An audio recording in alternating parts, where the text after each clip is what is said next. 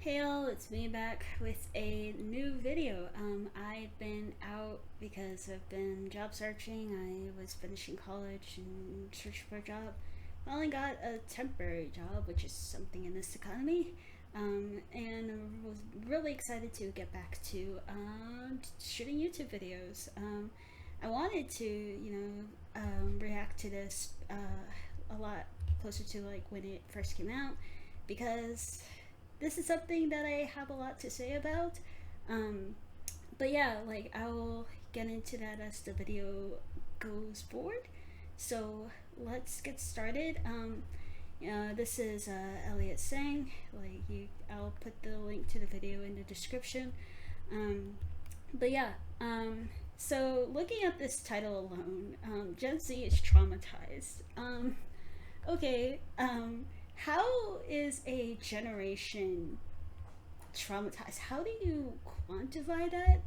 I like because like trauma is like how you react to a thing, like as an individual. So trying to say like a generation is collectively traumatized, like I definitely understand and fully accept and buy that, say like a racial group can have like generational trauma, or like generational trauma can exist for different reasons. If everybody of that generational trauma is in like family, like trauma that goes through families, because it though if like everybody experienced kind of the same hardship, like that is understandable that they are going through, that they're going to react, and that they're going to have pain to like process. But like to say like generations, like Generation Z, Generation X, Generation Y, pretty sure that's just an American thing. And again, like the experience of different Americans, I thought we've been through this. It's so fucking varied that I cannot buy this idea that any single generation is traumatized. And I've seen this video through, and like the examples they give, I mean, it's like different events that everyone experienced, not just Gen Z, but we'll get into that. Let's go. Gen Z has been subject to a lot of trauma, a lot of collective That just seems kind of vague to me, but okay. trauma. In this video, I hope to speak to Collective trauma. Like again, this feels more something like you could definitely say like black people have been through a lot of like collective trauma, because the shit that every black person is statistically just very likely to have to deal with. But Gen Z is filled with all different cultures and people and experiences, and I don't buy it. that. I hope to explain what collective trauma is. I want to talk about how our responses to it Please do explain collective trauma. lead to the social ills we often talk about, toxicity, all that. And I want to give you, the viewers, some hope and some insight on how we can all heal trauma in ourselves. Oh dear gosh. First thing though, I want to say that a common response that you're going to get when you talk about the trauma that Gen Z deals with is talk about Gen Z being soft. You guys I mean, kind of. That's why you're about. That's why you can. That's why like you try to take like hardships that every generation goes through. As like in some way, shape, or form. Like every generation has like shit that they had to struggle with. You take that. You're taking that, and apparently some people in Gen Z like you are calling that like collective trauma now, and it's just like that's something that everyone has to deal with. Not to be dismissive of like you of the specific shit that y'all have to deal with, but like again, everyone in the generation is gonna react differently, because different things are gonna impact people differently, or not at all, or a lot. And like you would have to say that every generation has trauma that they've had to go through. So I'm sorry, but yes, the fact that you're like taking this and saying like, yeah, y'all, we're traumatized. Like, other generations don't have this same kind of effect going on with the shit that they had to go through in their generations. It is kind of snowflakey, I'm not gonna lie. You guys are too soft. You guys aren't traumatized. Your struggles pale in comparison to the struggles of previous generations. Oh, Gen look, Z I'm one of just those needs to get people. tougher. Tougher. This is the kind of response that you see, for instance, in response to content like this. A video of a young person having an emotional breakdown while discussing the stresses they experience working as a barista. Here's the thing about me, right? Like, I say all this, like, yeah, I'm kind of one of those people who's skeptical about people saying, like, oh, Gen Z is traumatized. But, like, I'm also somebody who, like, okay, like, a barista is, like, struggling through, like, going through shit. Like, I've worked retail for 5 years, and, like, there are good parts of it, but there are certainly a lot of stress involved, a lot of, like, emotion. Like, it was just very, emotionally draining, So, like, I definitely can sympathize with people who, are like, yeah, like, this shit is, like, really fucking hard. Different people of different generations are going through that kind of shit, like, I see old women, getting really frustrated because they should be retired right now, or old men getting frustrated because they should be retired right now, but they're working these freaking retail jobs, and it fucking sucks. It's something that we all share, and I definitely feel for that kind of shit, and I wouldn't, I'm not one of those people who's gonna be like, yeah, you're soft because you can't fucking handle retail. Like, no, retail's fucking hard. I'm just saying, like, different people will deal with it differently, will deal with different things differently, but let's keep going. People wonder why we need a union at Starbucks, and I Union the fuck am up. literally about to quit. I'm like a full-time student. I get scheduled for 25 hours a week, and on weekends they schedule me the entire day, open to close. I'm on the schedule for 8.5 hours. I feel that so hard. I worked at Applebee's and they did that all the time. Both Saturday and Sunday. I'm like 3.5 hours into my shift.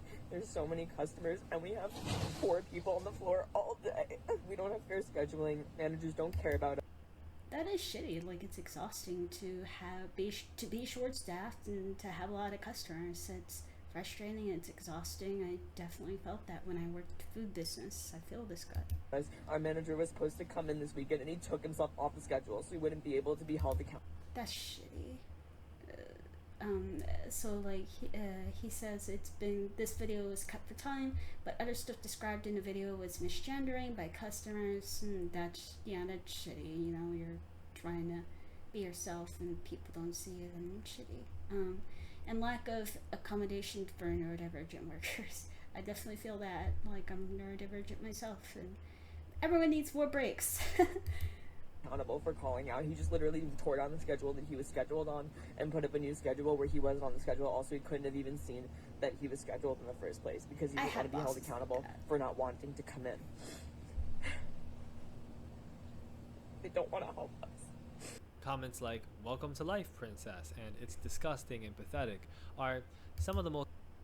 Yeah, it's dumb. I mean, we should, like, I agree that, like, we should have more compassion for people. Like, I get that, like, back in the day, with boomers and Gen X, like, they just sort of dealt with it, like, because that's what they were told to do.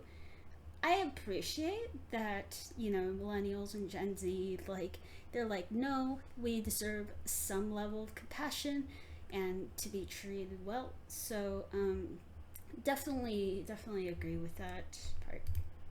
most palatable that I could find. Look, I could easily rant angrily about how these apparent older folks are just giving a young person a hard time for no real reason. I could point out, like others have, that logically most people would have similarly frustrated reactions to doing service work like this, given the amount of energy and labor that it takes with very little compensation as a result. I've worked service before. It's not fun. Especially because you can't make a living off of it. Yeah, like, as draining as retail would be, there are definitely times when I was going through college and like now when I was looking for work, that I wish that I could just take my 5 years of experience, grab, a retail job and work that and contribute to society that way, but I wouldn't be making a living.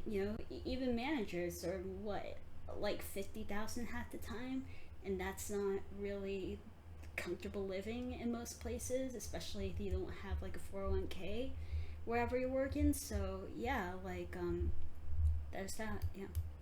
But the main thing I want to say is that we all deal with trauma and stress and anger, and we all deal. I think that I think though, since this was your opening example, I do think that that falls way more on stress and not like trauma. Like that, like there could be like an extreme situation that might have been traumatic, but I don't think that. I actually don't have a reason to put it full screen. To not have full screen, but um, like you can have trauma because of one specific really shitty situation or day at work, but to say that, I think he's trying to, it seems like he's trying to like put stress and trauma on the same level, and I just don't buy it. Like I don't, this is what people kind of mean when they say like, yeah, Gen Z thinks everything is a trauma. you know like not everyone in Gen Z thinks this way, but this is what they point at. This is like, you can't just equate stress and trauma, because trauma is like its own thing. Trauma is like you went through something, like a single event, or like a long lasting situation that was like actually, like it actually changed how you think about things. And for some people, retail does do that, but again, it's like trauma is like another level from stress. Like most people can get through like retail work and be fine. Like I'm actually one of the people who handled it probably worse than other people did, and I can't even say like it was like traumatic really. It was just like being neurodiverse in a retail situation sucks. That's all. I mean, not to be dismissive about it, it sucks, but it's like, it's stressful, not really like, I wouldn't call it traumatic though. But yeah. With it in different ways. Some of us try to be open about our emotional struggles, and some of us will often take it out on people that we feel are lesser than us in some way. And usually, I appreciate that you admit that some people who are, there's being vulnerable, that's nice, and then there's like being somebody who is like, I'm expressing my feelings and now everyone has to immediately change. Like there's no choice. Like I kind of hate at this point when people say like, oh, this makes me uncomfortable, because like a lot of the time when people say that specific phrase, like they're really trying to push for people that change because, like, for people that change a situation because it makes them uncomfortable. And sometimes sometimes it's a reasonable ask, and sometimes it's like completely just like, you can solve this problem like by leaving the situation if it's making you uncomfortable. Like it's not something that other people have to change. But of course that's not always the case, but I'm just saying, like, yeah, like there are people who, expect everyone to change because something makes them uncomfortable. I'm just putting my opinion here, like I kind of doubt I'm influencing anybody here, but yeah, I'm just spitting my opinions out here. usually we dabble in both. But especially when I see the dynamic of older people essentially bullying younger people for not being tough enough, I just remember that a lot of the time folks are trying. I don't know if it's bullying. I think they're just putting out like, usually they're putting off one-off opinions. Like it could look more like bullying if you like engage with them, which I'm pretty bad at engaging with, trolls or people that probably shouldn't engage with. But yeah, I think it only gets to bullying you, like unless they're like actually like calling you names or calling you like lazy or shit like that. Like I don't know. Like, I think it's just like strong opinions half the time. I don't know. Trying to call attention to their own suffering. Currently, my face while watching this. Yeah, like they call attention to their own suffering.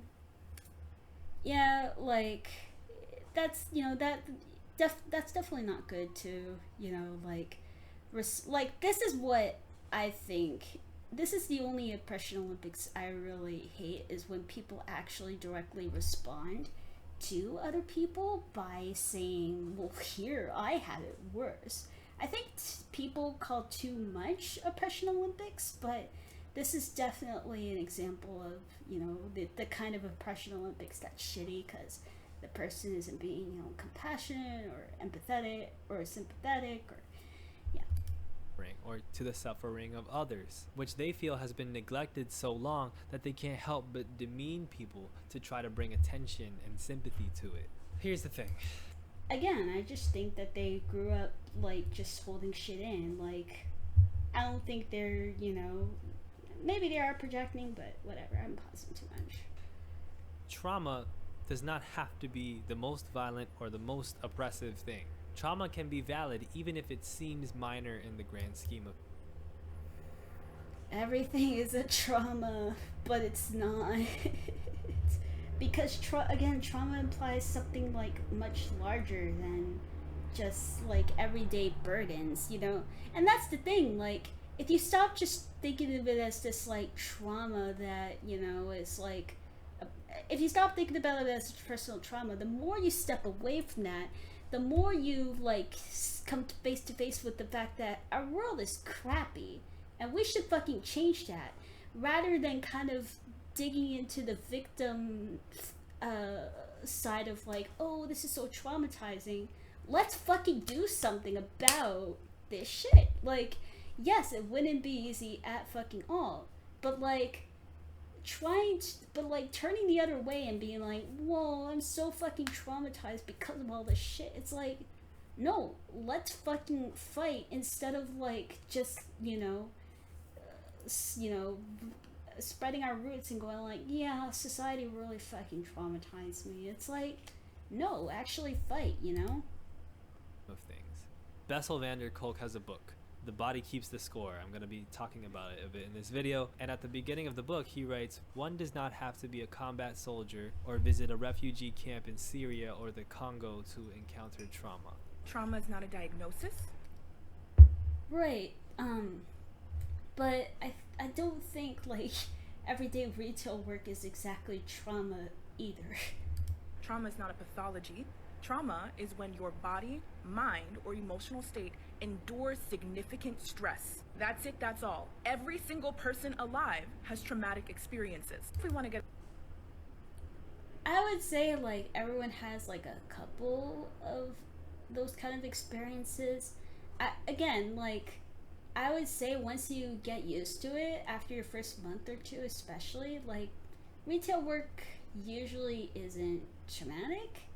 Like, I don't fucking know. It's like, like there's a lot to say about like the buildup of stress the whole situation causes, but like the amount of stress that modern day life causes. But again, you have to like, it's not trauma, like, and there's like, if you step away from like calling it trauma, like calling it, like making it into this like medical like wound of yours, like it's a sign that we live in a shit society. Like just the specific examples you're using right now, it's just a sign that we just live in a real shit society that we need to actually work on changing, rather than like trying to argue that we have this like medical level of like, I don't know, like, because when you say trauma, it just implies this like,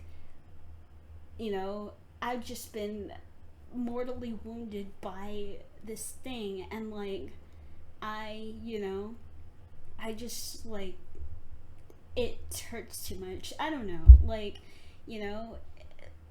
it's way better if we actually use the stress and the hurt to actually do something about it, rather than, it really does, I know she just said it's not a pathology, but it really does feel kind of like pathologizing yourself when you're like, yeah, everyone here has been traumatized. It's like, bro, you could do something, like, focus the energy on, like, working together to actually do something rather than just complain about being traumatized. I don't know. Like, again, this is what you're talking about here is everyday life. And if it's that painful, then focus on changing it rather than throwing on a, woe is me party. Like, I don't think this video even talks about actually solving these problems. Maybe it does. It's been a while since I've seen it, but yeah. Get a little nitty gritty. There's little T trauma, meaning, yeah, it's bad, but most people are able to get over this just fine. And big T trauma, which is a. Yeah, like, I really don't know how I feel about, like, little T trauma and, like, because, again, it makes everyone feel like stress equals trauma. Like, little T trauma should just be, like, stress. Like, yeah, stress is incredibly damaging if built over time. Like, it's fucking weird to, like, make it into, oh, this is trauma. Again, it's like, not everything is trauma, Gen Z, but, like, I don't know. Yeah, okay. Before and an after. So from here, I'm going to start talking about traumas. I'm going to talk about collective and occasionally personal traumas that seem to make up a lot of what the Gen Z experience is. I'm going to try to analyze the effects of these traumas. Lastly, before I get further into this video, I just want to say that I have monetized it. YouTube is beginning to be a career for me, hopefully, and I'm putting a lot of labor into this and a lot of... Okay, sorry, but yeah, it feels weird. Like, if it is kind of funny that you're having to point out, yeah, I am monetizing this because, I want to make money out of, like, making weird videos like this. But yeah, I mean, good on you that you're at a point where YouTube can be a career, but, like, if you're gonna talk about shit where it's about, if you're gonna talk about vulnerable shit and then you're like, yeah, I'm totally monetizing this though, it's, I don't know, I guess, like, props to you for being transparent about it, but, like, it is kind of a, most people, like, take a break from the monetizing for videos like this, but okay. Of work, I could use some funding. So if you have ad blocker on, that's fine, I don't mind, but if you have it off, there'll be 3 ad breaks in this video, the first of which is coming right now. Shout out to Adblock. Within a 3-day span, we have received news of the violent death of an iconic rap artist and takeoff of the Migos, which is something that I'm having a lot of trouble understanding. I'm sorry for your loss, but this is, the first example of not everyone. I'm not totally sure who you're talking about, and I mean, it's sad that he died, and, like, yeah, in general, like, hearing about celebrities dying or, tragic shootings or anything like that, it's sad, but it's not my trauma, because, like, how I think about things, how I live my life doesn't change because, like, a single celebrity died or a shooting happened multiple states over. So, I don't know if this is gonna be like, yeah, we get traumatized because we see violence. I mean, unfortunately, violence is something that occurs, and remember, statistically, violence is going down. We live in a much less violent world today, so yeah. Standing right now, the tragic death of the 3-year-old son of Nigerian Afrobeats artist Davido, and a massive stampede causing over 100 deaths during a Halloween event in Itaewon, South Korea. Yeah, that one is, again, it was the Itaewon stampede is, like, horrible and tragic, and that is hard to, like, grapple with. It's not my trauma though. It's, the trauma, it's, unless you knew people there, it's not yours either. It's the trauma of the people who are actually there. You just had to witness. I mean, you just had to, like, see the videos. Or, I mean, you didn't even have to. That's the thing. Like, you didn't have to see anything. You just heard about this and you're claiming it as, like, trauma. Yeah. And these all stand out as terrifying and horrible current events in a year and in a collection of years that have been filled with news cycles focused on catastrophic war events in Ukraine and wars potentially happening between Western and Eastern powers. I don't know. Like, I feel like when you talk about these kind of things and you try to claim them as trauma, this sort of feels like the kid who, like, went in one day to their classroom and they were like, hey, you know, my house burnt down in a fire and I need help because I need, you know, like, I need clothes and my family needs clothes, and, you know, your school tries to run and, you know, your school is going to try to run a drive for them.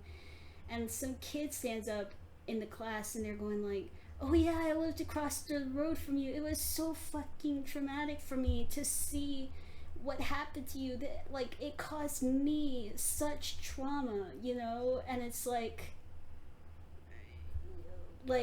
some people argue, oh, they're just trying to show that they care in their own way. It's like, no, because, like, all I hear is, like, how traumatic it is for that person. Like, all I'm hearing is how traumatic that was for you. Like, you can, this is the kind of shit you talk to your therapist about. You don't try to make a point on the internet of, oh, everyone was really traumatized, even though they didn't actually know these people in most cases. Like, even though they didn't know these people personally, they were really traumatized themselves. It's like, if you can feel empathy for those people who did go through this shit, that is one thing. But if you're just saying, like, if you're just harping on like, how you feel, you know, if you're trying to take their pain and you're trying to, like, make it into, like, oh, everyone should feel bad for us because we're super tired from having to watch all of this unfold. And it's like, but with these situations you're talking about, unless you're Ukrainian or Russian and have to, like, worry about, you know, like, how the war is going to impact you or your family, or you're, like, you know, Korean or know somebody from Korea or know somebody from Ukraine or Russia or Belarus, or, you know, unless you actually know these people personally, this isn't actually impacting you. Like, this isn't actually impacting the people of Generation Z. And if you know people, you know, from these situations, I'm really sorry for what you're going through. I'm saying that this is not, for most Generation Z people, again, especially since generations are, in this context, are usually like a American thing or North American thing, like, you know, this isn't something that actually impacts everyone, and definitely not in the same way. And again, it's just really weird to take these incidents that were actually really painful and traumatic for other people and make it into a woe is us Americans kind of thing, you know? Because again, Generation Z is an American thing, and all these situations, except the rapper maybe, all happen in non-American countries. So yeah. Powers, the avalanching effects of climate change, a debilitating global pandemic, and so much more. Like, again, these are things that every generation alive is facing. Like climate change, yeah, like the younger people are more likely to really take it seriously, but, you know, it's something that everyone is going through the effects of. And the pandemic, different people are dealing with the pandemic in different ways. A lot of times young people, sometimes Gen Z, sometimes millennials, sometimes cuspers like me, are compelled to go online and expose themselves to these things. There's almost a sense of duty or a desperate need. Your sense of duty is why you're now, quote unquote, traumatized and needing to talk to the internet about how traumatized you are. For context, I myself was born in '95. I definitely grew up in a millennial area. I mean, some people might call me weird, cusper, zillennial, whatever. I've always considered myself a millennial. And yeah, like, the this it's kind of a self-victimization if you admit that, oh, I felt compelled to look on the internet for, all these tragedies, like footage or, coverage of all these tragedies, and now I'm really traumatized. I mean, I'm sorry, but since you're the one who put yourself, through that research, you're the one who is able to get yourself out of that situation before, it gets to this. And it's like, you can only blame yourself for that. I'm sorry, but like, putting yourself, looking through all this and saying like, wow, I'm really traumatized now. It's just really self-serving and self-pitying at this point. It's like, yeah, like, no, you put yourself through that. Need to socialize as well in a time where mental illness and atomization and financial struggle seem more normalized in a human life than the act of physically being there for somebody. And I think that this is where culture wars come from. There's a desperate need for young people to deal with how overwhelmed they are by this constant sense of grief and confusion and anger. And a lot of times the content on social, and then people try to point out how fucking ridiculous it's getting, and y'all just yell back at us because you don't want to be helped when you're like, I don't know, you don't want people to, I don't know, you it's kind of like you want to be in these weird ass culture wars. And then like when people point out that the shit you're worrying about, like these more minor things, are really ridiculous and we should put our energy toward the bigger problems, you get offended when we point that out. So yeah. Right. social media will offer simplified ideas that we can try to pin our feelings to. We're always in a position of playing defense, always trying to be ontologically on the right side. Are we on the right side? Are we on the good side? Are we connecting to the right idea? Yeah, so you get aggressive and like, I don't know, like we should have conversations. Like, yes, like the ideas going back and forth are pretty simplified and we should actually dig into them, but people kind of hang on to the simplified ideas. Yeah. I don't know. Maybe I missed something. I don't know. Ideas, and we do so when we're creating content, we do so when we're consuming content, and we're usually doing one of the two. Make no mistake, this is a nightmare. Gen Z reality is a nightmare that only seems pleasant because the only resource that we all seem to have in excess is a wealth of tools and resources. Whatever reality you guys are facing, everyone else is facing too. It's just a matter of like how we grew up, like, you guys had more technology. I think he gets into that at some point, yes. But, millennials were being drip fed technology, and like we eventually were in the same like technological overload as you guys. And I don't know, like boomers too and Gen X, like everyone dealt with this. Like, we're all living the same reality. You all are too. I don't know, like if you guys have like created kind of like,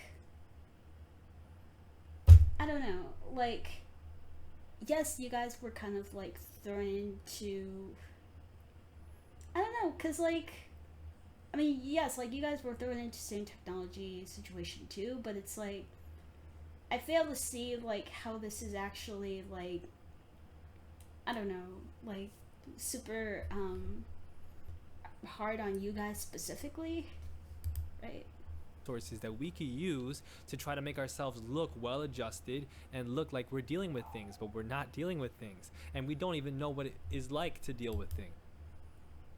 These are problems that everyone has. Everyone has different abilities to handle this, but stop making this into a Gen Z thing, because everyone's dealing with like the problems of life right now. Like, I will agree that older generations, because of like Reaganomics and all that, like they have more capability to deal with like the financial side of things, but that's about it. Like everyone else is like dealing with kind of the same problems, and older people are, dealing with health problems and shit like that. I mean, I get really frustrated because older people did give us like a shittier world to deal with, but like I don't know.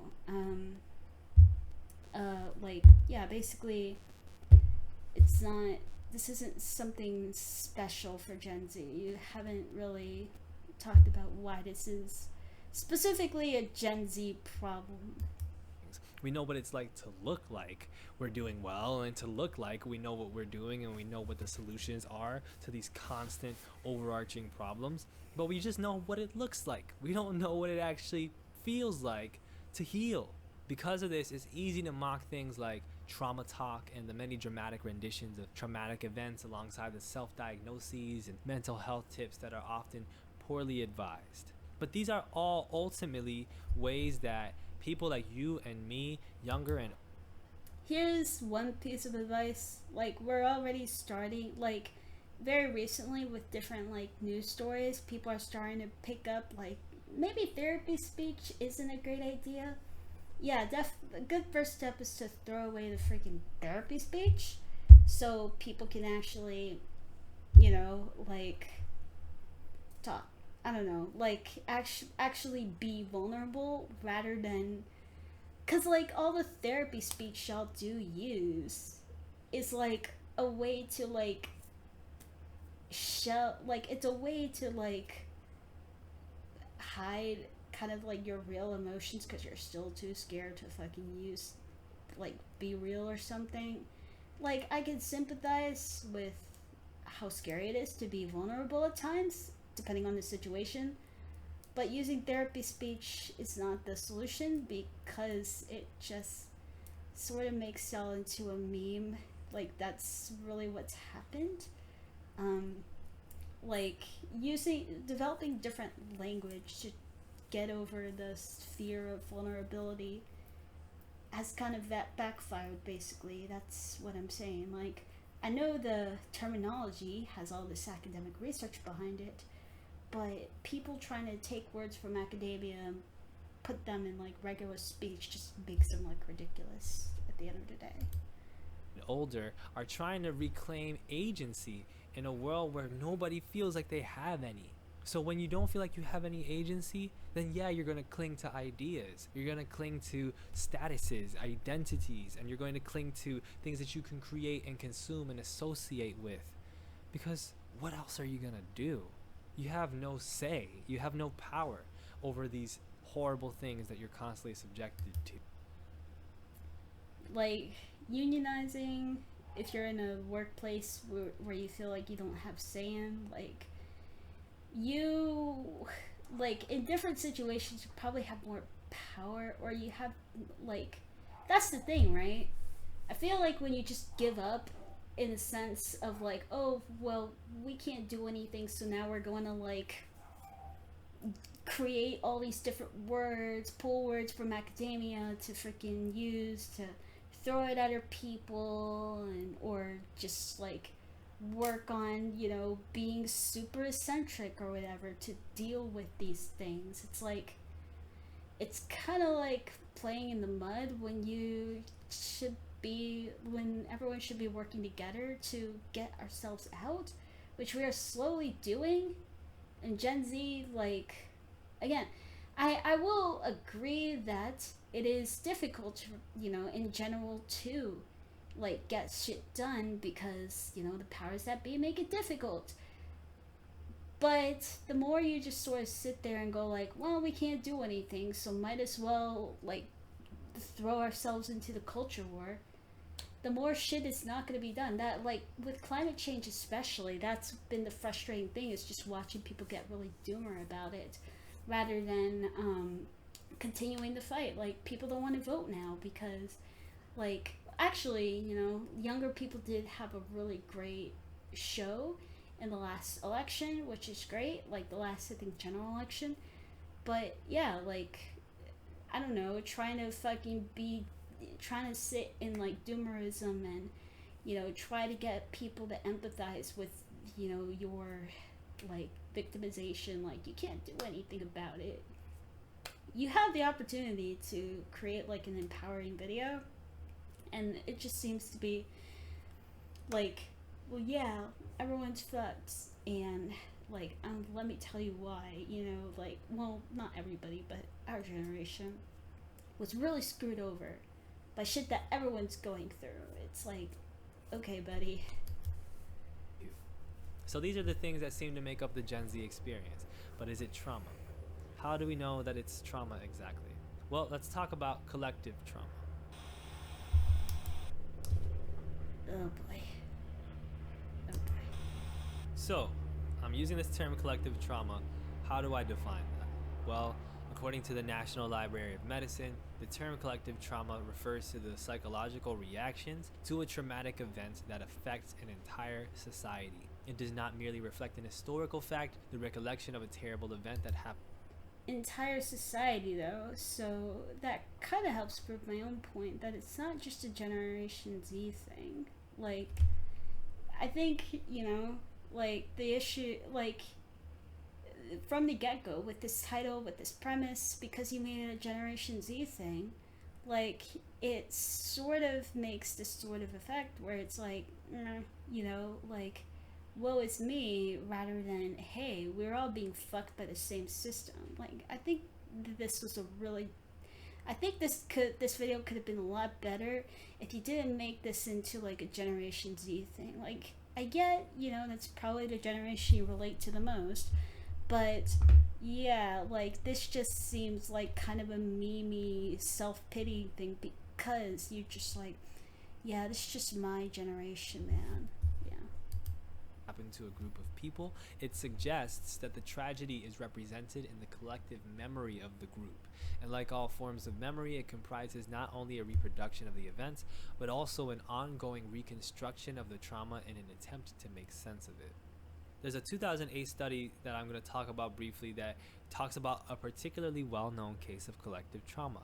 It's called 9/11. I'm sure you've heard of it. Please don't make me describe it. In this study from 2008, the researchers note how Americans, having witnessed the attacks, constituted both a collective cultural upheaval for the American people at large and a directly experienced individual trauma for a small proportion of Americans. Small proportion of Americans, probably the Americans who like lived in New York City, or who had family or friends. See, these four words, like, kind of fuck up your point and kind of prove my point that yes, these sort of major events only impact the people who directly were in the event, or their direct family members who, like, their lives changed because the lives of their loved ones changed or were taken. So, and like, Americans had to deal with 9/11 in the sense of like air travel not being the same, or like, Muslim Americans having to deal with more, oppression and discrimination. Like, you could say that point is, yeah, like, collective trauma is just, I don't know if this study actually relates to collective trauma directly, but this sort of ruins like this idea that everyone in a generation is like actually traumatized by an event, because no, it's just, like, your study is saying that the trauma impacted a small proportion of Americans, not everybody who is even around there. Like, I saw the freaking planes hit the building when I was 6 years old. I'm not freaking traumatized by that. Like, I just, have this sense of empathy for the people who were impacted by this, So. Americans. The study also focused on one notable outcome of the trauma, which is how people who received this trauma found themselves searching for meaning in life and searching for meaning from those events. Most respondents were searching for meaning in the terrorist attacks but remained unable to find any adequate way to understand the events. And this is something that happens with traumas. We try to find meaning. We try to figure them out.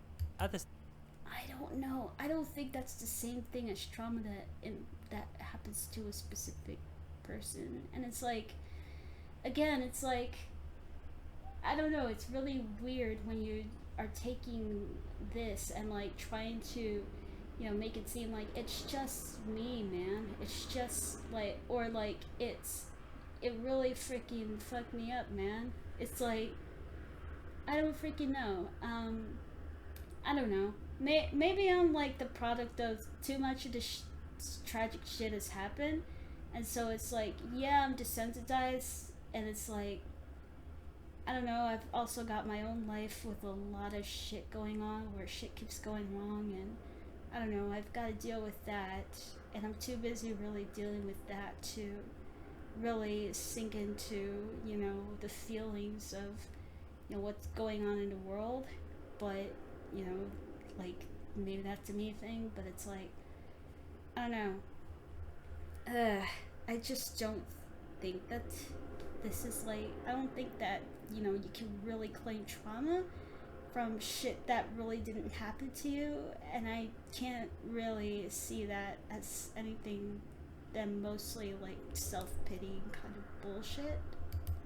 Started the last section, I mentioned some collective traumas or candidates for collective trauma that many Gen Z folks and Gen Z adjacent folks, let's say, have experienced just in this past week. I'm doing this on November 2nd. Now, this is often a uniquely Gen Z experience because Gen Z is the most correlated with social media, often the most used. Oh, so he's finally saying why it's Gen Z specifically that he's focusing on. Oh, we're the most correlated with social media. Again, because you're making an argument that if you just got off social media more and hung out with your friends in person more, then a lot of this trauma that you're like dealing with, coming from like endlessly scrolling through social media, you wouldn't have to deal with. Real trauma is shit that you don't have a choice but to deal with because it's shit that impacted your life specifically. Like, I had to live with abusive and enabling family members. That was a traumatic period in my life because I didn't have a freaking choice but to fucking deal with that. I lost my hearing in my right ear because a surgery, like doctors and nurses and staff kind of made some mistake, kind of fucked up. And that is something that I had to deal with directly. That was traumatizing for me. I didn't have a choice in that. I didn't know that, there was going to be a fuck up. I was expecting, my left ear to be fixed. Like, I didn't put myself on social media looking for images of, fucking my ear up. Okay? So, sure, you might be like, oh, haha, you took this personally. I'm like, kind of, because, compared to, like, people who are actually going through these actual traumatic things directly, people who have these stories of going through these traumatic things directly, like, you're just fucking bullshitting. Sorry, but, like, if this is your argument about, why you went through trauma, like, this is bullshit. Using of social media, that's the word I'll go with. Now, I'm talking about Gen Z specifically because even though we are all using social media, Gen Z tends to be the most online, the most on social media, and terminally online. I had to make that joke, I'm sorry. The generation that has been raised by the internet and social media even the most directly. I'm a cusper and I can attest to how life changed when social media came in. I'm 26. I can attest to the experience of constantly seeing, for instance, scandals that are filled with traumatizing details about important... You don't have to read those. That's not trauma. That's just like overexposing yourself. Iconic artists and scandals in politics and extremely devastating world events that took... I've read into like, celebrities that I've heard their music and shitty things happen to them, and I am definitely empathize with them and sometimes can even sympathize, but again, it's just not my trauma. I taking it as like trauma for you is like selfish. Again, like, if you're talking about this with your therapist, feel free to go ham and call everything a fucking trauma.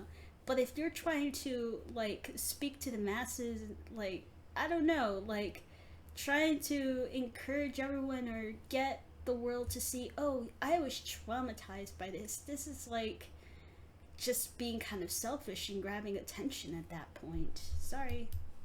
Many lives, and seeing the details of those things, and seeing the videos that are spread on Twitter oftentimes showing gruesome things, absorbing all these things on a regular basis, and then absorbing Block users, block video content.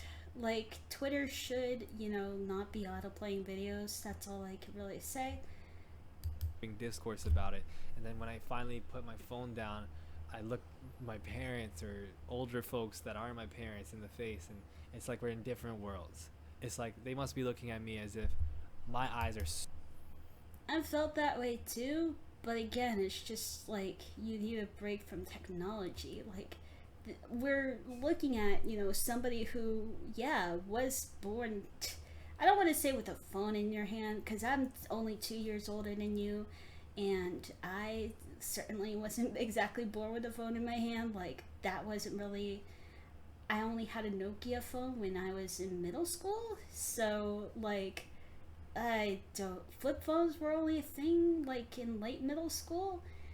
So, yeah, like, I don't know, like, you are definitely a cusper, my dude, but that don't mean that, I don't know, you're really, again, like, I guess my point there is, just like I know when it's time to get off the fucking internet, because, like, I'm just seeing too much shit, y'all need to learn the same thing. Like, I grew up with TV, okay? Like, if I didn't like what was going on TV, or, I needed a break, just turn the TV off. You have the same capacity with technology. So, I don't know, like, it's like it's like, I can agree that cyberbullying makes bullying worse, for example, but if you're looking at other people, like, shitty, horrible things happening to other people, and it's too much for you, like, not trying to belittle you by saying that, but just get off the internet. Like, it's like the people who say, oh, I'm not comfortable, like, this situation makes me uncomfortable. Like, get off the internet. In many cases, that's all you have to do. God, this is taking too long. Shoot. sunken. Like, they must look at me as if I am covered in cobwebs, because I just feel almost dead inside. Like, I just feel dark and broken, Now, we're using the word trauma a lot, and to clarify, the APA defines trauma as an emotional response to a terrible event, like an accident, crime, or natural disaster. Happening to you, not to, you can't okay, maybe you really just misinterpreted the freaking definition of trauma. I don't think you're trying to be, sinister or malicious here, but shit that happens to a person directly. I mean, like, you're not really actually experiencing an event when you're actually just watching it, because you're not, like, it's not from a first person point of view. It's just you watching it. Look at how my definitions are working backwards here. First we defined a type of trauma, then we defined trauma. It's great. We're doing great. Vanderkolk writes in The Body Keeps the Score that long after a traumatic experience is over, it may be reactivated at the slightest hint of danger and mobilize disturbed. You're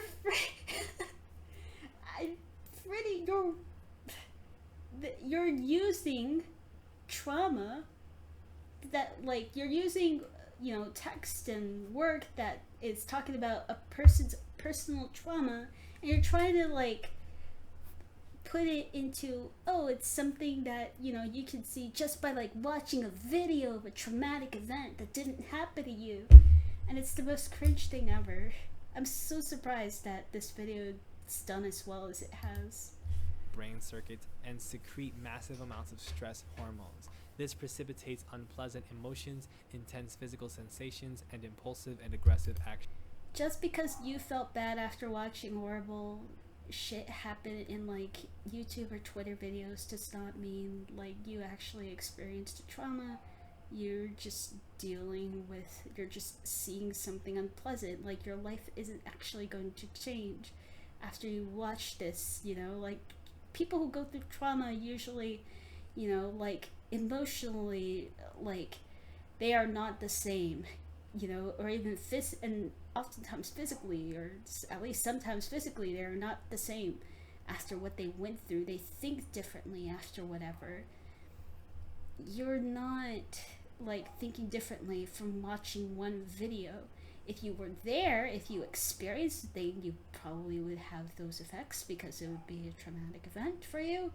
But just by watching it, you're a little more depressed now. I'm sorry.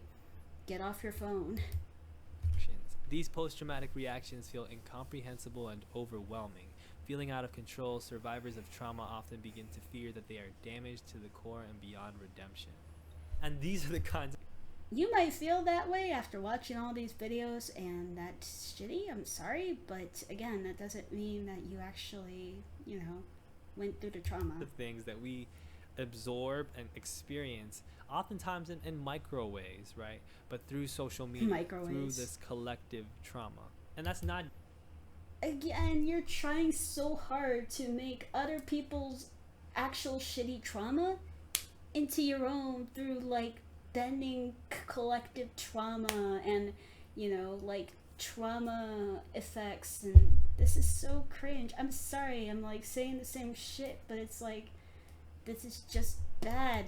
Just through like one event being terrible, but I also think it has to do with the collection, the aggregation of event after That's just stress, my dude. The stress of living in a shit world. Event after event that becomes soul-sucking, that creates a larger experiential sense of collective trauma.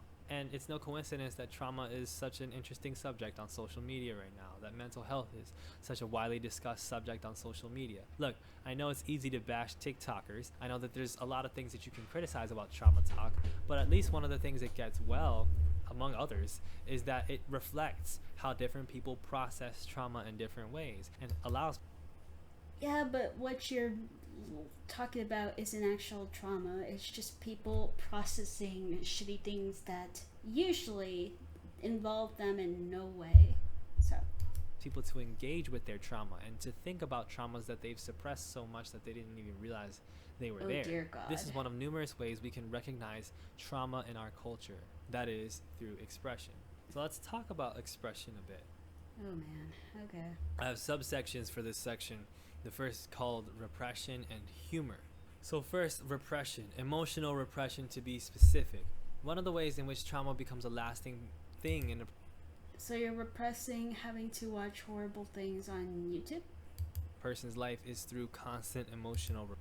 Maybe, like, again, COVID impacted all the generations, but because you keep mostly harping on, like, social media and how that, how watching horrible shit on that has impacted you, this just seems dumb, because it's like, oh, we repress the trauma we all experience, totally collective trauma. Yeah, right.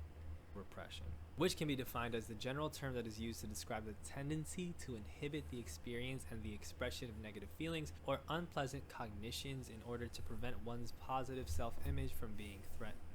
I was doing research for this video, and one of the things I found fascinating was a clip of the writer and physician Gabor Mate talking about Jordan Peterson. And he talks about how Jordan Peterson makes certain points that are really good for self-help purposes, and that probably contributes to his fame in terms of how he's helped a lot of people. But he also seems to have this difficult time when it comes to expression of emotions. It's like he's both trying to liberate one from the difficulties of emotional repression, but it's like he's encouraging people to emotionally repress. That's Jordan Peterson in his, life. I don't know, like... that's his own personal trauma. That's, why he himself is, dealing with shit. Like, you can make an argument, sure, that people in any generation who listen to Jordan Peterson, might adapt more stoic ways of dealing with things, but okay, like, yeah. When I read him, I sense a lot of suppressed rage in him. In fact, I think his voice is choking with rage a lot of the time. It's interesting because he talks about rage, that you have to deal with it. I don't think he understands just how angry he is.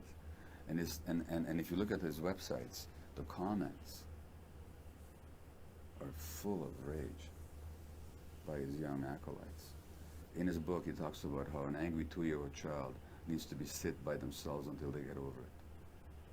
Rather than understanding why a child would be angry at age 2, what frustrations they're having, and what human contact they need to help them move through that anger, he says repress the anger. So he's all about I mean, yeah, people should, like, good child raising is, understanding why the baby's upset. Yeah. Like, repressed anger as far as I'm concerned. And it's very interesting how he talks about children. He talks about little varmints and little monsters and so on. I know that's meant to be humorous, but it's also a certain way of thinking of the young human child. So fundamentally, I see him as an agent of repression. He posing as an agent of libertarianism. Emotional repression is obviously a type of harmful coping mechanism that many seek to alleviate with other coping mechanisms. So, coping mechanism on top of coping mechanism, and of course that's where we get humor. We define Gen Z oftentimes by the memes, by the jokes, by the constant. yeah, life is, difficult for everybody. Gen Z deals with it in a different way. And I get, because Gen Z deals with things in a different way, it is harder to, it's harder to have patience for people who grew up in a way where it was like, yeah, I don't have to deal with, basically, it's harder to grow up with people who, it's harder for Gen Z to understand people who, grew up with less compassion and, deal with things who deal with things in a more tough love way. But that doesn't mean that what Gen Z is going through is all that unique. Again, everyone now has access to social media. It's not like Gen Z, had some exclusive inside look in it. Y'all had it at a younger age, but again, if anything, that just means you probably should be better at knowing when to log off, knowing how to handle it, knowing how to, having wisdom about using it. But instead, Gen Z is all the more online through it. I don't know. Barrage of ironic, usually dark humor. I mean, that's what I see anyway. Just dark humor on top of dark humor. It is interesting,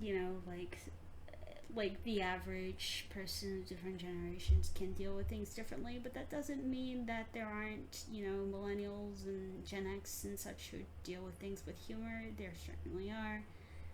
I don't know. All over Twitter and Instagram and TikTok. And millennials had plenty of memes, it just wasn't as widespread. You just had to know the websites like I Can Hatch Cheeseburger and go to Photo Bucket. Other websites had the memes. They just weren't so easily findable on Google. And humor can be a helpful type of coping mechanism, and it can help you deal with stress and anxiety, but it's not necessarily always the best thing, especially when you think of it as a direct way to deal with the problem and not just an easing of the problem. But there's also just ways in which humor can be harmful in and of itself. There's a Psych Central article that posits that there are negative forms of humor that can be self-defeating and harmful to others. For instance, the popularity of jokes that you make at your own expense. Or glad you admit that yeah, self-defeating humor is pretty bad. That you make at the expense of others. those are worrying, right? I mean, jokes can be jokes and jokes can be funny, and everybody's got different contexts and different receptions of different jokes. But at a certain point, you have to wonder why there is so much of an emphasis on jokes that self deprecate or that insult other people, so firmly attached and so firmly interwoven into all types of these social media discourses. And I won't get into postmodern scholarship, but there's definitely something to be said about how ironic detachment plays a role in all of this, how ironic detachment has become a color through which so many. That's just a coping mechanism. It doesn't mean that Gen Z is any more, fucked than other generations dealing with the same fucking world. Like, again, it's like saying that, it's like having a situation, like having a, shitty, it's like being in detention and like saying that shy kid, in the corner had it worse because like they feel things the most strongly. It's like, you can argue they like struggled the most emotionally, but that doesn't mean that, I don't know. It doesn't mean like they're it doesn't mean like the situation was like the situation was particularly hard for them, but it's like, I don't know. It doesn't mean that like they actually had it the worst on an objective scale.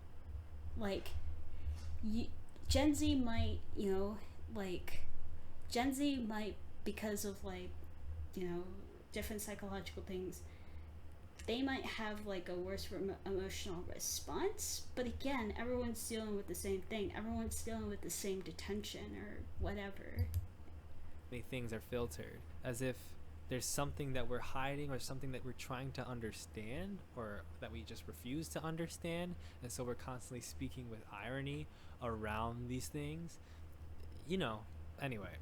The point is that I don't know, you're making an argument that Gen Z just needs to get into therapy more, which is expensive, granted, but I don't know. It's like, like, it's, again, like, everyone's dealing with this shit. Some people have better coping mechanisms than others.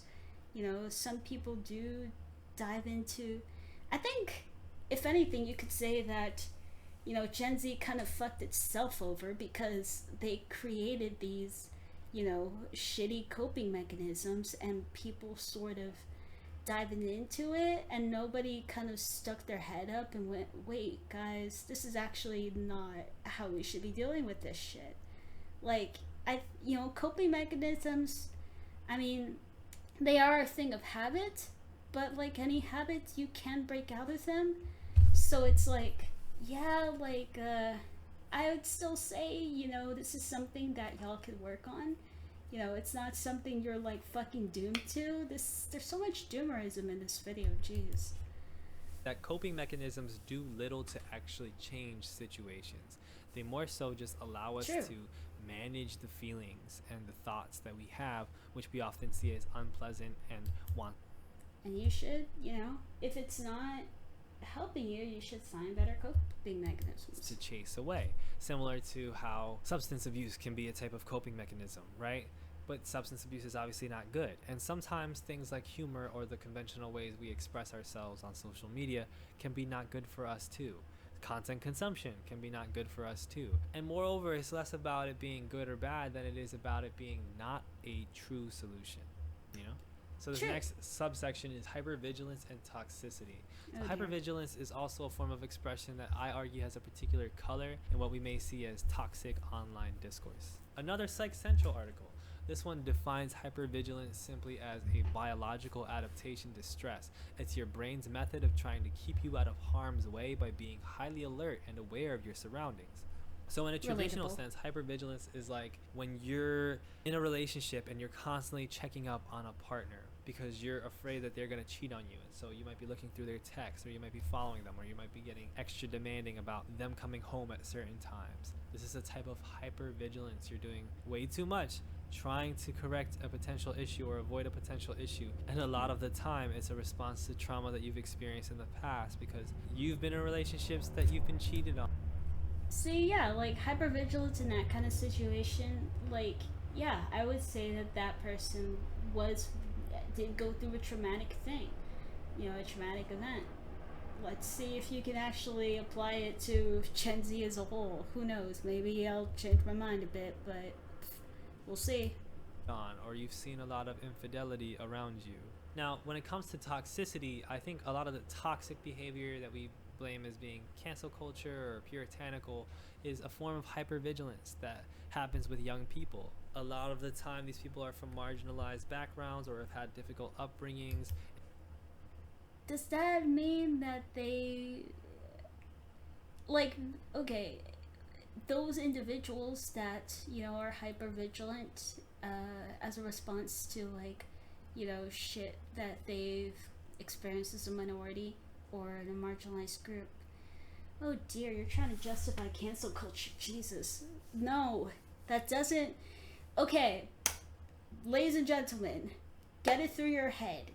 Just because you dealt with shitty situations or shitty people in the past does not mean you get to be a dick to people now. Okay? I already spoke about it a little already, but when I was 8 years old, I lost my right ear in a surgery to where they were attempting to fix my left ear.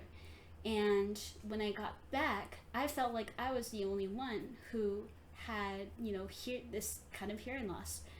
I was the only kid who had a disability because I didn't see anybody else with a disability. But you see, I was a dick to people because I was I was like screaming out, like how I was just like getting angry at the least bit of at the least instigation. I don't know. I would get super easily angry, and I would tell people who tried to fight back with me, like, oh, you don't know what it's like to go through what I did. Like, these people who use this kind of toxicity and then, like, they or their allies hide behind, oh, they're part of a marginalized group, they can't help but be hypervigilant or toxic, just because, like, these people just they aggravated them, they triggered their trauma. Fuck off. Fuck no. Like, that, I had to fucking learn when I was fucking 8 years old that shit doesn't fly. You don't get to be an ass because you went through some fucking trauma, okay? You don't get to be an ass. Especially you don't get to make it your personality. Like, people had some patience with me, like, at the beginning of my recovery. I was an ass and people weren't as, like, with me. Because I was in the hospital for 3 weeks, dealing with, like, shots and dealing with all this painful shit that I didn't understand. And, like, getting pulled out for multiple surgeries in the middle of the night, because they were, like, having to replace my shunt, because that was, because I got meningitis, because, that's what happened. But, because of an infection that happened during the surgery or the hospital stay for the surgery. But, as time went on, after I got out the hospital, people, like, mere weeks later, people will put their foot down. They're like, you can't actually be an ass to people, which is fair. That's how it is. You can't be an ass to people. You have to, like, work with, like, therapists or, find somebody you can trust to, like, work through your trauma with, but you can't be a fucking ass. Like, nothing justifies being an ass to people, So don't fucking try to fucking justify people being assholes to other people because trauma, dude. I don't know. In some sort of way, they've had some sort of traumatic situation in their upbringing, and they've seen these different abusive or oppressive acts either in their personal lives or in the culture around them and the constant barrage of social media, and they're trying to be extra aggressive in so they get to be an ass because of shit they saw on social media. No. combating it. They're trying really hard to be aware of it at all times, wherever it might be, even if it's not there. And So they're trying to be a hero, and that's why they get to be an ass to people? No. yes, that can be bad. Like, it can get too far. No, I think the minute they fucking... Okay, like, okay, you can admit that it gets too far. Okay. One of the ways that it can get too far is that there's this emphasis on this ontological goodness, on people being pure, on people being good at all Good. times, in all ways. So you admit that the purity culture that many progressives do is pretty shit. Trust me, Republicans have, you know, like, the bigotry on the Republican side is also, I mean, like, it's way worse, but it's like purity culture in the progressive space, which serves to gatekeep people out of progressive spaces, isn't fucking great. Okay. By definition, are you a good fan? Are you a good leftist? Are you a good LGBTQ person? Are you a good LGBTQ plus ally? Did you forget the plus? What's going on? If you're not meeting that standard of ontological goodness, you're probably going to receive some toxicity from folks that, if they see you, will potentially call you out in ways that are oftentimes over the top or unfair. And a lot of the times that happens with folks that have been traumatized by bad behaviors around them. Yeah, actually, I think this is why I kind of really, I think this is why progressive toxicity like this really fucking gets to me, because it resembles the kind of isolation and ostracization behavior that I went through when I was a kid, when I was growing up. So, like, yeah, it's just, yeah, I'm gonna randomly say here, I can't show, like, my own self, like, in this video, because YouTube has decided that I'm a kid, or maybe, like, they think I'm a disabled person who needs protection. So, like, anytime I try to show my face, like, the comments on my video get disabled, so that's why I'm not showing my face. Yeah, but let's get going. Them in their own lives, or traumatized by a landscape in which they're constantly under this surveillance. And so what happens when you're under surveillance and people are scrutinizing you all the time? You pick up that behavior too, in part because you're trying to... Yeah, that's why, like, sometimes I feel like I'm like a little smug, sarcastic little shit around progressives. Even though I hold the same ideals, these motherfuckers, you know, like, tend to, I mean, there are certain people in the party who tend to be real scrutinizing, and, you know, it's shitty. I don't know. preserve yourself by pointing out that other people are below the standard that you set. It's this vicious cycle that comes as a result of our livelihood. Okay, yeah, you know, I scrutinize progressives for being overly toxic. I don't think that's too wrong, but, you know, I don't always have the best way of, like, going about it. Sure. It's being spectacularized. Here's my next subsection: spectacle in media. Care for some theory? The theorist Guy Debord starts his seminal book, The Society of the Spectacle, with a definition. In societies where modern conditions of production prevail, life is presented as an immense accumulation of spectacles. Everything that was directly lived is now merely represented in the distance. Why does this happen? It happens as a result of labor alienation. People are alienated from the work that they do, the products they create, merely receiving a wage in exchange for producing it for the capitalist class. Oh, he said the C word. He said capitalist. Not everything is all that exciting. I don't know. Maybe that's another reason people are kind of distanced from the work that they do, because not all projects are super duper exciting. So there's that. Here we are. The more that this alienation occurs and spreads into all different forms of a person's life, the more alienated the person becomes from life. So, like, the less they feel like they can do about, like, the situation they're in.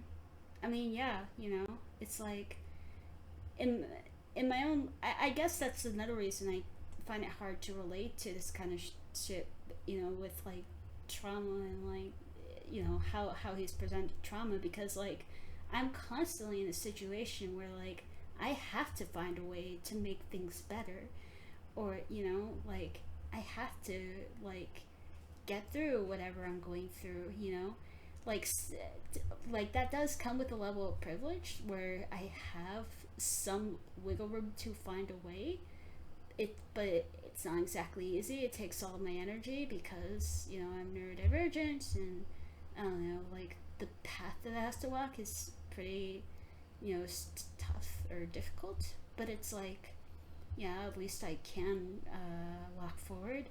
But yeah, like because, you know, I actually have understanding that as hard as it is, like things can get better, it's a bit harder to sympathize with or empathize with people who, you know, have kind of sat down and gone like, yeah, there's really nothing I can do. Like, you know, it's like there's something you can do. You can something you can be working on the side.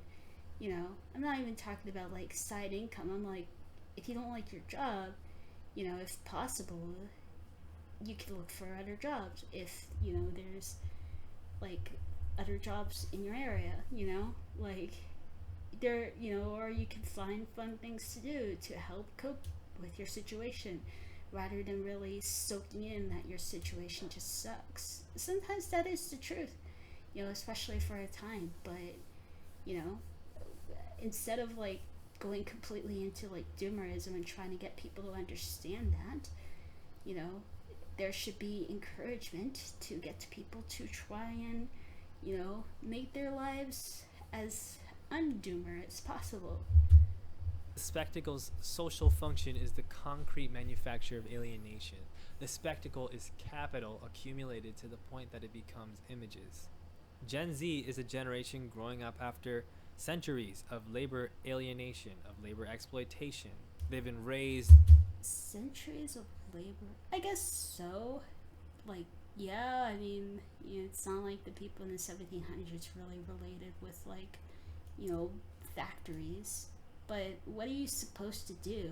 Not everyone can do work that feels, you know, super duper fulfilling. That's just the reality of life. I mean, like, it.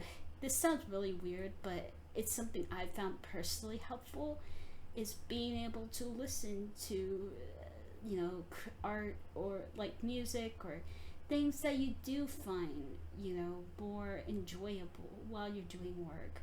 Like, it won't help you attach yourself to work, but you will feel happier in the work, you doing the work, because you're able to kind of like check out, at least in many situations. So I don't know, it's kind of a silly out there solution to feeling like super alienated in like your life in general, is like filling your life with as much stuff that like you do care about as possible. But yeah.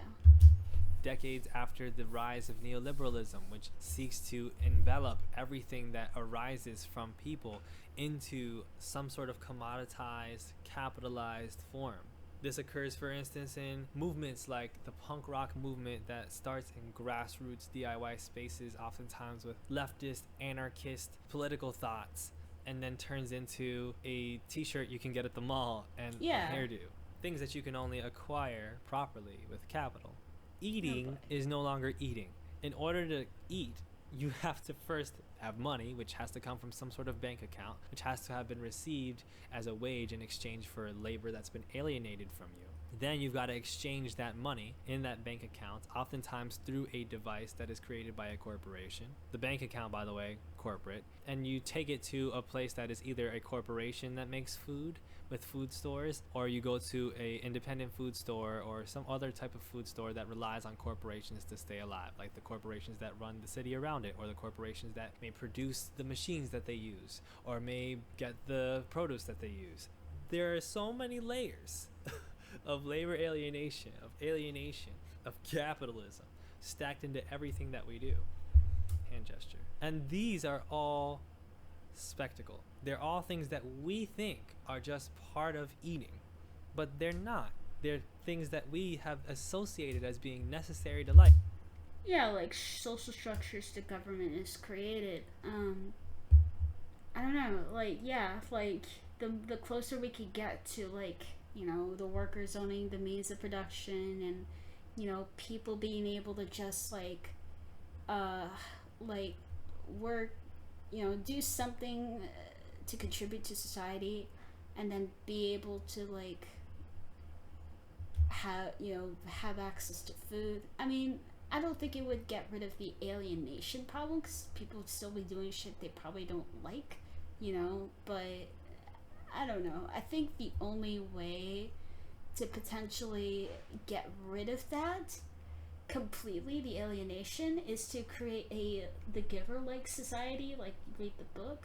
I think the movie does well to like illustrate the system, but yeah, like create a society where like you essentially kind of brainwash people into like appreciating whatever role, whatever job they're given, so that like they feel fulfilled and not alienated. I don't know if there's any other way to fix it. Maybe I'm not understanding this, but life, but they're not necessary to life. They are created and they are forced upon us. Not that I don't use Seamless, because I do use Seamless. Okay, I like to order food, but let's be What? real here. It's no wonder that Gen Z is so media obsessed, both in terms of creation and consumption. It's easy to call kids facetious and shallow for making TikToks, but what are they supposed to do? The only way to be something is to perform for the spectacle. I mean, dude, it's just like lots of people want to express themselves creatively. Like, I don't know if capitalism existing or not would like get rid of creativity completely, but I don't know. Like, ever since like the days of cavemen, creativity has been like people using creative ways of expression, to tell stories. Maybe not like cavemen, but like actually probably cavemen were telling stories, yeah. But like, yeah, I mean, I don't like capitalism much either, but I don't know, like people have been creative well before TikTok. At least when you make content online and you post it and you potentially get viral, like there's at least some level to which you're closer to the labor because you have a control to some degree over the content Not everyone makes TikToks though. itself. If you're trying to be a doctor, for instance, think of how much you have to perform. You have to perform the role of a student, perform the role of a graduate, perform the role of a doctor. Bruh, this is getting like really academic. I don't know, like most people who want to be, okay, I wouldn't say like everyone who wants to be a doctor wants to be a doctor.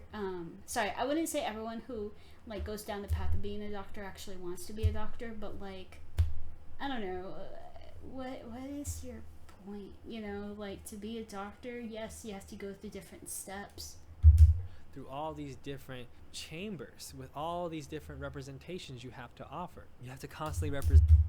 Yeah, like I'm not following super easily because like this is like this got into like a super academic, like conversation. I thought, I don't know, like the more people use this kind of thing, the more like common people you just lose. Like, I don't know, not everyone went to college, not everyone can afford college. Yeah, like I went through college. I'm just saying, like, I don't know. I don't know if there's like a real point in this at this point, like all this extra stuff, like after he kind of moved away from trauma for the most part, like this just feels like extra video padding at this point. Present yourself as being the thing that the machine wants you to. I don't want to get into this machine thing. I'm just saying this is what the spectacle is, according to De Boer. The time that you spend not being something by doing representations until you either become it or you decide that you aren't going to become it because your representations don't meet the standard you've set for your representation. There are easier ways to say that in capitalism you have to like perform some kind of work even if you don't freaking like it.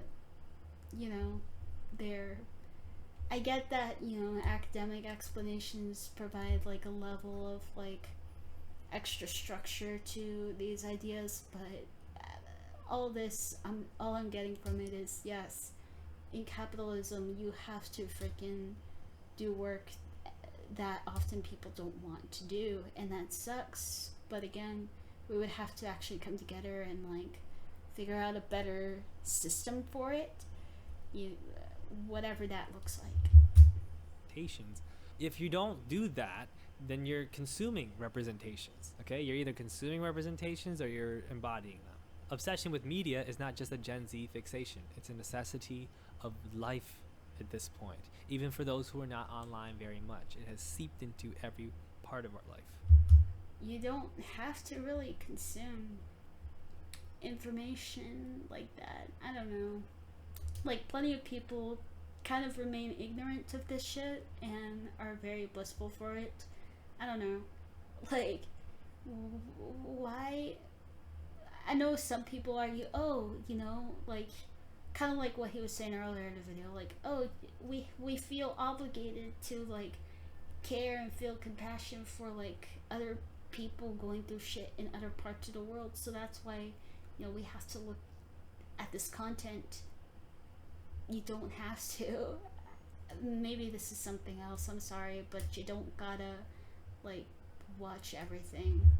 De Boer used the term representation in his book, which often works as a strong critique of how our political and social ideologies work. He says stars, spectacular representations of living human beings, project this general banality into images of possible roles. As specialists of apparent life, stars serve as superficial objects that people can identify with in order to compensate for the fragmented productive specializations that they actually live. The function of these celebrities is to act out various lifestyles or socio-political viewpoints in a full, totally free manner. They embody the inaccessible results of social labor by dramatizing the byproducts of that labor, which are magically projected above it as its ultimate goals. Power and vacations, the decision-making and consumption that are at the beginning and the end of the process that is never questioned. I don't know. I just find the representation stuff fascinating because of how it correlates with the representation discourses we have now. Representation in media, representation in politics. I don't know. Like, but yeah, representation in media is just like, I don't know. Like, people judge what is good and what is bad representation, kind of like what you were saying earlier, like, kind of like what you were saying earlier, like, oh, are you a good LGBT ally? Like, people will judge the LGBT representation in media and, like, get mad if it's not up to their snuff, Like, and that's really dumb because there are all sorts of LGBT people. So just because you can't relate to this character doesn't mean there isn't an LGBT person who can relate to the character. I don't know. I just fucking hate the conversation of representation in media because it gets so judgmental. We're very fixated as a society in representing race, representing ethnicity and gender and sexuality in our media and in the things that we see represented. We want to enhance that representation, but in my experience, it's more just gatekeeping than enhancing. This really a strong correlation with our lived experience, which is kind of what politics is supposed to be, right? Like, you're supposed to be negotiating on behalf of your interests, but instead we're negotiating on behalf of being represented better. Like, I'm Dominican, and if I'm Dominican and the majority of my political and social ideology is to try to make Dominican people represented better on TV and in social media, and that's my ideation for how to enhance us politically in some way, is that really attached with the lived experience of most Dominican people? Is that really going to do much? I mean, it can do something. It's not to say that you shouldn't participate in representation at all. I have my issues with people that act like they're so above it. But at the same time, we have to acknowledge, like, what happened to eating, right? Like, what happened to negotiating material things? Yeah, like, there you go. I feel like I didn't fully catch, like, his point about representation itself, but I do think that, you should spend less time on, like, being super picky about, maybe this is what he's saying, but, like, spend less time being super picky about representation itself, and, like, spend more time, getting into making, like, systems of how we get food less complicated, making systems of, like, everyone gets free food and shelter, like, not tents, like actual homes, or, like, as in, like, apartments, or, like, things like that. That's what we should be focusing our energy on, not, judging how good representation is in media. But I could be wrong about if that's what he was saying or not. To gaining material power. We're fully accepting the spectacle as the most important part of our lives. And Right. I mention all this because it's a huge part of Gen Z's traumatization. Often the dear. representations that we are taking in are traumatizing representations, and the only ways that we know how to deal with them are through representations. And this is a What? spiral of what is essentially coping mechanisms and talking at. I'm suddenly trying to imagine, him actually making an essay like this, where he's just like, going on and on. Like he made his points about trauma, and like now he's like he went through a whole midsection or like late game section in his essay about like like different representations and levels of representation, like levels of I forget, shoot, levels of labor, or levels of like disenfranchisement and things like that.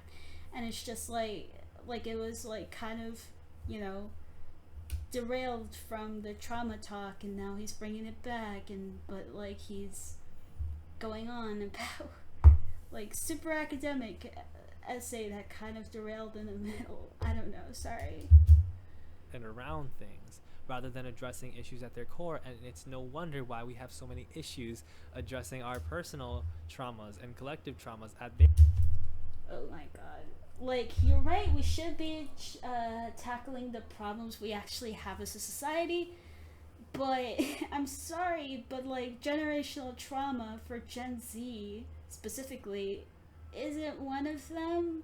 You're not convincing me about this. Like, this video hasn't convinced me, even all this time later. Their core. We'll watch a million TikToks about how to break down trauma, but do we sit in silence and contemplate and take that advice and do it?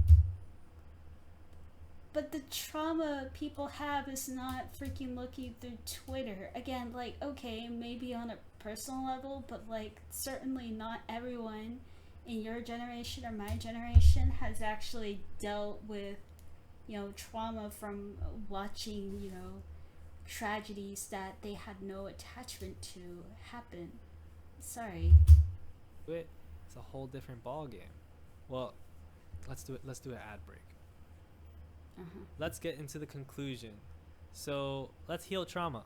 Let's heal our trauma. And we are gonna like look at solutions. in order for Gen Z to fix many of its cultural issues, it has to heal its traumas and work to prevent traumas from occurring, which of course is to a degree an impossible task, but a lot of the traumas that happen in our lives are preventable ones. And that part is a matter of political Preventable ones, so we're gonna put the phone down. discussion that I'm not gonna. Putting the phone down is a political discussion. Also, I don't know. I feel like I should have gone more into like the whole like talk about like representation and we have bad representation conversation he was kind of getting into, but that didn't seem the point of the video. So, and I've like already talked way too much, so I've made this video way too long. I don't even know if it'll upload to YouTube, whatever. Delve further into. I want to focus on healing because a lot of y'all don't think healing is We focused on the problem where we have 5 minutes left. This video was not focused on healing. possible. And I'm here to tell you it's not only possible, it's necessary, and you need to get on it. The first step is that you have to recognize that healing requires lived experience, requires deeply in touch lived experience, rather than engaging merely.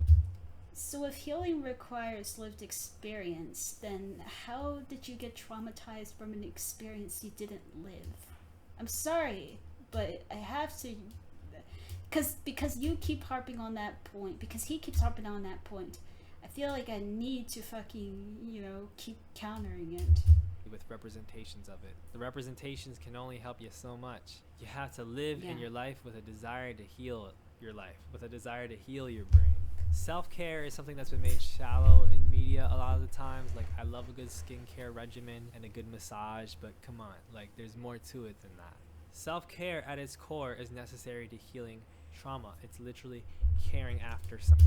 This feels like such a meme. Like, we watched something so fucking hard, like that impacted other people that are not us. It's time to take self-care. It's time to take self-care. You know, take care of ourselves. I mean, okay, I shouldn't, meme so hard about that, but like, yes, stop fucking watching so much, Twitter, so you can actually not feel traumatized by videos that you watch. Like, it's fucking, I can't illustrate how wild it is to like hear people go on about how traumatized they are from watching videos. Like, I've never heard that be actually related to trauma this unironically. So Something. If you care after a flesh wound, then you're going to bandage it, presumably. You're going to use different treatments on it, like ointments or different things the doctor can prescribe to you, right? So self-care, when it comes to your emotional and mental wounds, is a process of caring for wounds that are there rather than trying to patch over them with good aesthetics. True deep self-care starts with healing trauma. The Body Keeps the Score has this passage at the beginning that rails off into different discoveries the scientific community has made with regards to that. I hope that you find information and inspiration from it. We can now develop methods and experiences that utilize the brain's own natural neuroplasticity to help survivors feel fully alive in the present and move on with their lives. There are fundamentally 3 avenues. 1, top down, by talking, reconnecting with others, and allowing ourselves to know and understand what is going on with us while processing the maybe this is why maybe this is why anyone in Gen Z feels like super traumatized, because like, if you're spending way more time, as Elliot said earlier, on the freaking internet rather than actually talking to people, and people make excuses for that, but if you're not making an effort to talk to people face to face, like, you're not getting to talk about, hey, that video I watched about, the war in Ukraine was really shitty, and somebody else was like, yeah, that I saw that too, that was really fucking difficult to watch,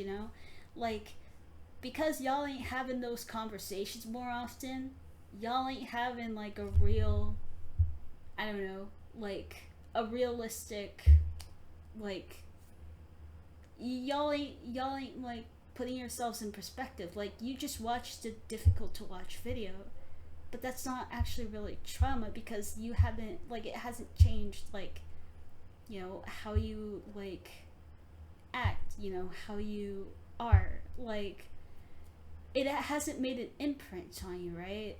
Like, I don't know, there's a reason PTSD or CPTSD freaking exists, like, because trauma is like a big deal. It's not just like daily stresses of a shitty world we live in. Sorry, but I don't know, like, the more you try to make it into this special trauma thing, the less I really believe y'all are actually interested in making the world better, and just like think that, oh, we are special as Gen Z, we went through a real horrible thing. Like, sorry. memories of the trauma. 2, by taking medicines that shut down inappropriate alarm reactions, or by utilizing other technologies that change the way the brain Medicate yourself. Like, there have been studies that have shown that, just medicating yourself shuts down, kind of mask, like, how you're really feeling. Maybe I'm no doctor, maybe there are, like, actual ways to, permanently shut down, like, as this says, like, inappropriate alarm reactions.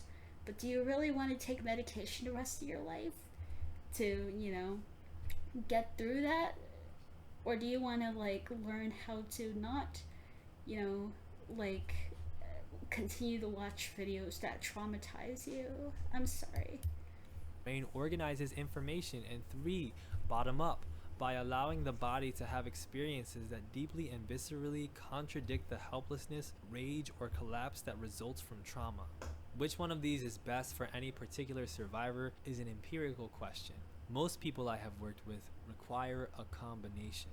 Lastly, I want to say that there's an effort to make trauma apolitical, and even though I'm not delving any further into politics, I want you to know that that's not true. That's wrong.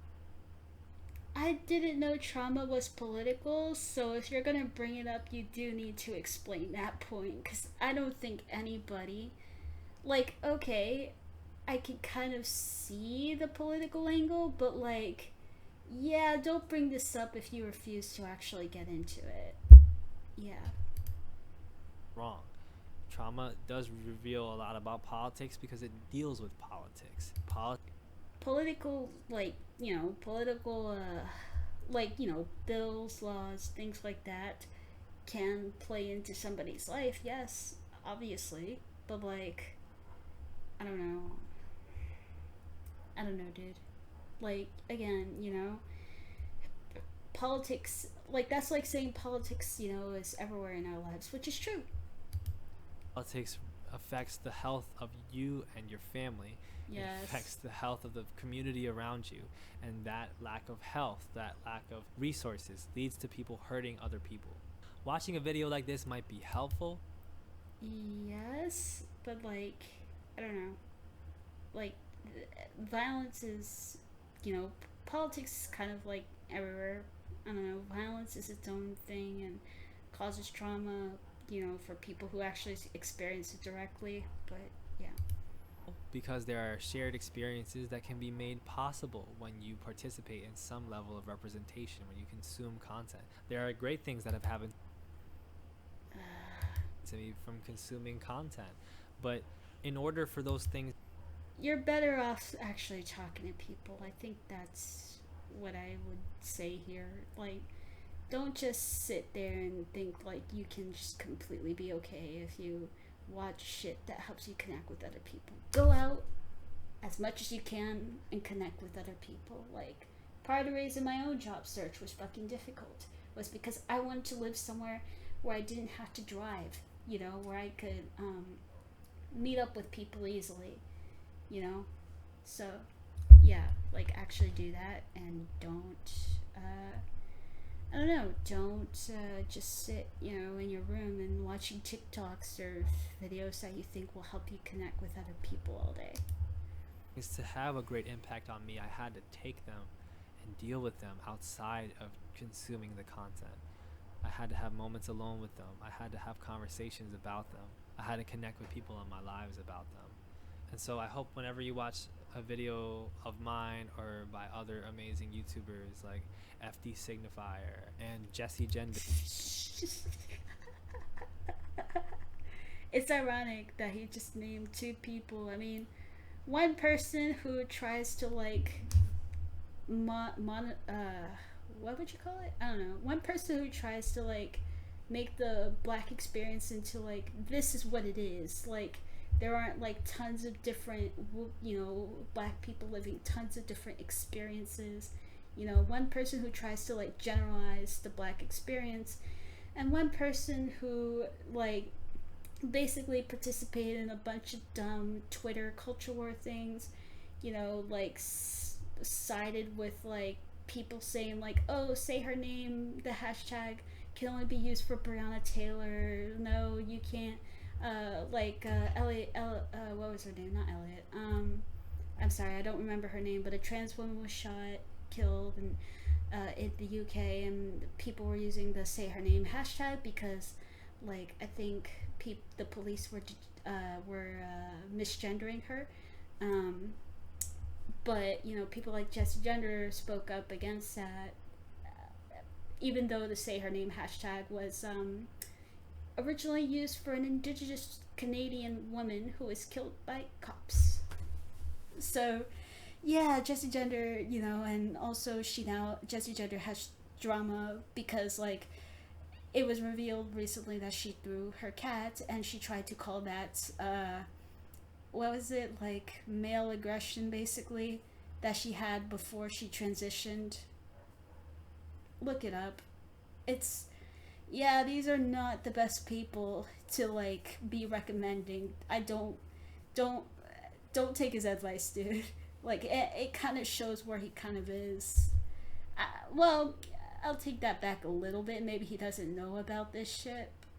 I mean, especially like the Jesse Gender shit, but yeah, don't.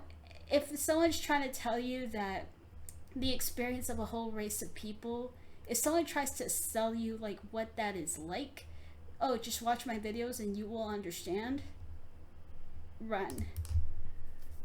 And St. Andrewism, that you can Don't know him. heal and do things. You know what I mean? Anyway, I did a video. I don't know. I found actually hanging out with people more healing, more like healing to my soul than watching people be super progressive online. I don't know. A few months ago called How I Burned Out in My 20s. That's a new title that I put on it because I want the algorithm to pick it up. But it's a video where I talk about capitalism and how it has affected me. And I talk about particularly the idea of excess positivity and forcing oneself to be positive at all times, positive. So if you're interested in dealing with subjects of burnout and subjects of excess positivity, check that out. Thanks for watching. Hit like, comment, subscribe, hit the bell, Okay. send me a coffee. Again, I'll try to like, I will put his link to his video in the description. Thanks a lot for sticking with this. If you stuck with it, jeez, it's probably the longest fuck. I don't know if it'll get on YouTube. If it does, it's a fucking miracle. And thanks if you're if you made it all the way through. Thank you. I don't know. Feel absolutely free to leave your thoughts, positive or negative, in the comments. And yeah, I don't know, what did the comments say? It's a grandmother, Gen Zs, I'm really grateful for your message here.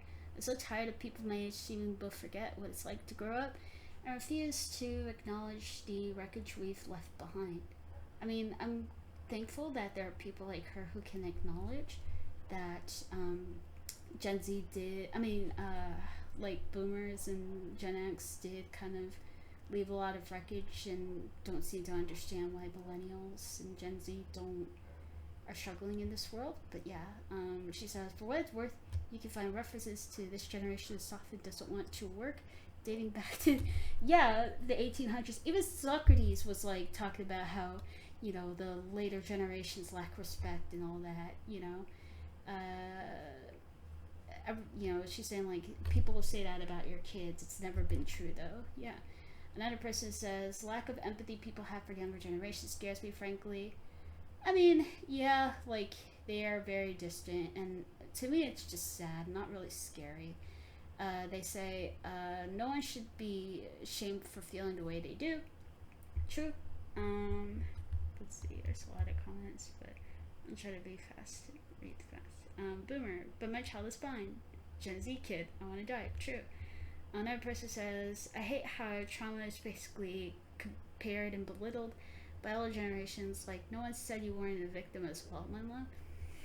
I don't know.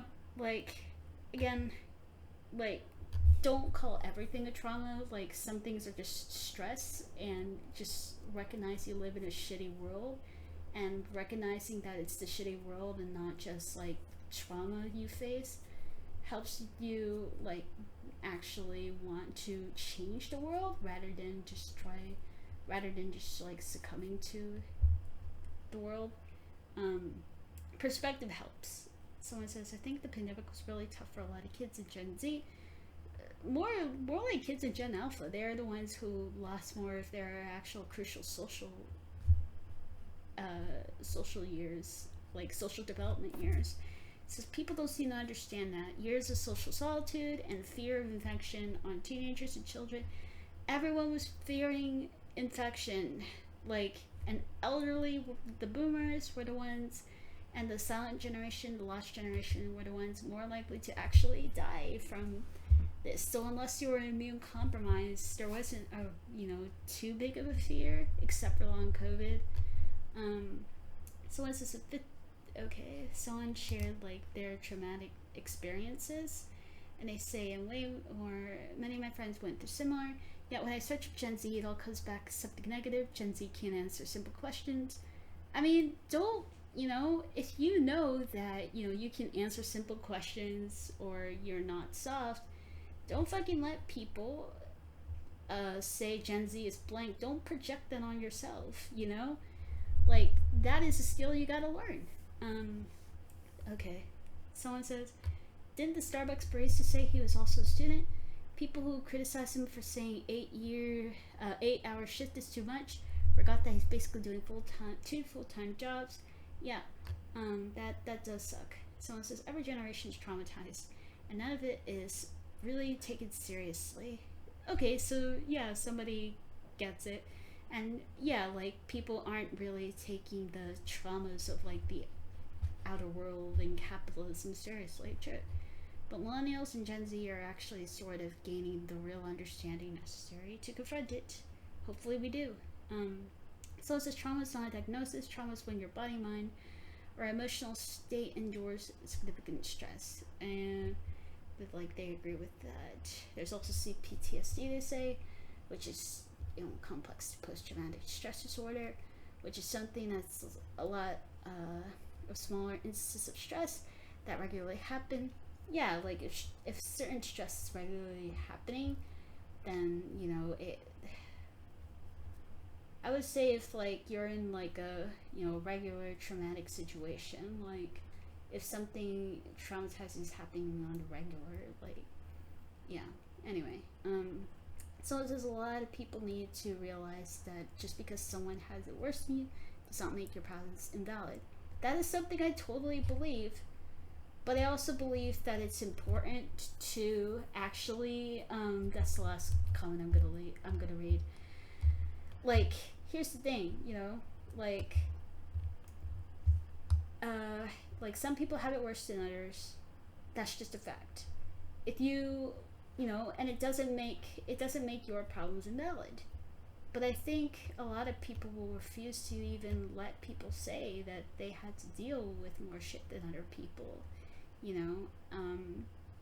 And at that point you might as well stop talking about privilege, because I've seen people who say, yeah, let's talk about privilege, man, and then like the minute someone who the minute someone's like, yeah, I had to struggle more than other people did, they take that real personally.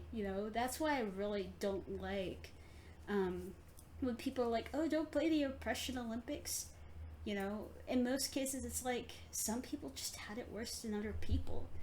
Like some people did have it worse than other people, okay? It's like and if you refuse to kind of like properly confront that fact and like actually try to understand people rather than getting insecure about like your own past and how easy your life might have been or whatever, your problems are still valid. You can still feel horrible about like the shit that you went through. Other people's experiences don't take away from yours. That's a choice you make. That's a choice you make to devalue your own the shit that you went through because you see somebody else who struggled more, who might on paper have struggled more than you did. But the point is, like, you need to like you need to like separate yourself. You need to understand you had your own struggles that you overcame, and like feeling shitty about it is valid, just like they can feel how they feel about their struggles, and that takes nothing away from you. Like that, that is just something that I had to see a lot of people just be shitty about, like being really invalidating to other people because other people's feelings made them insecure. That was shitty. Anyway, way too long video. I'm so sorry. Thank you so much for watching if you did. Like and subscribe if you liked it. Comment if you want to. Goodbye. Jesus.